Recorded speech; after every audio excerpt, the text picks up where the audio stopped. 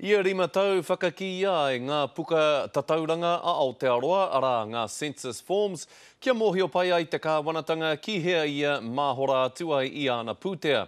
Engari kei te tautoko rānei te Māori i tēnei kaupapa. Kei a Heta Gardner ngā whakamārama.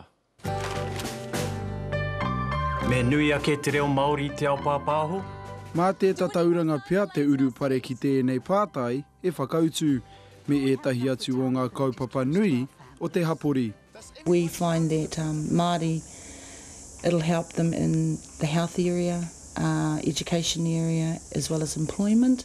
Ia 5 tau ka whakawātea ai a Rosie ia ai anō mo te 5 marama hei tautoko i a tatauranga Aotearoa.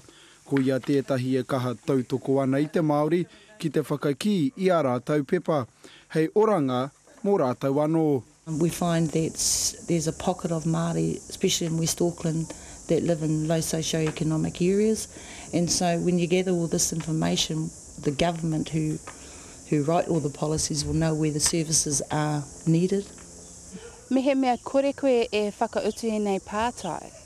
Ka kore ngā kāwanatanga me Aotearoa e mōhio ana e he ngā Māori katoa e roto i Aotearoa. Ko te kaupapa matua, he rangahau i ngā kōrero a tēnā tangata, hei āwhina i te kāwanatanga ki te hanga kaupapa. Engari ko te mateke, kāore te Māori i te tino rata ki e nei mahi. Their information is quite private to them.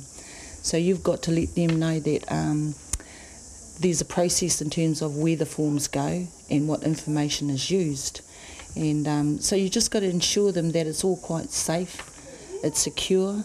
Hei te tuawaru o te marama e tū mai nei, tū wai te rā nui mo tā tauranga Aotearoa.